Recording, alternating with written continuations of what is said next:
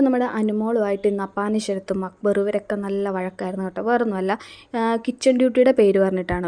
ഇവർ ഈ കിച്ചൺ ടീമിലുള്ളവർക്ക് മാത്രമേ കുക്ക് ചെയ്യാൻ പാടുള്ളൂ എന്നുണ്ട്. പക്ഷേ നമ്മൾ നോക്കിയപ്പോഴത്തേന് ഈ നെവിനും ജിസയിലും കൂടെ ഒന്ന് കുക്ക് ചെയ്യുന്നു. അപ്പോൾ അനുമോൾ ചോദിച്ചു, നിങ്ങൾ ആരുടെ പെർമിഷൻ ചോദിച്ചിട്ടാണ് കയറി കുക്ക് ചെയ്തതെന്നൊക്കെ ചോദിച്ചു. അങ്ങനെ ചെയ്യാൻ പാടില്ലല്ലോ എന്നൊക്കെ പറഞ്ഞു.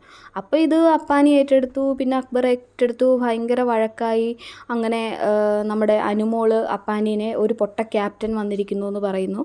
അപ്പോൾ ഉടനെ അവന് ഫീൽ ചെയ്തു, അപ്പാനി വിചാരിച്ചു അവനെ പൊട്ട എന്ന് വിളിച്ചു. പൊട്ട ക്യാപ്റ്റൻ എന്നല്ല, പൊട്ടൻ എന്ന് വിളിച്ചു എന്ന്. അത് ഭയങ്കര ട്രിഗറായി ദേഷ്യപ്പെട്ടു, തല്ലാൻ ചെല്ലുന്ന പോലെയായിരുന്നു.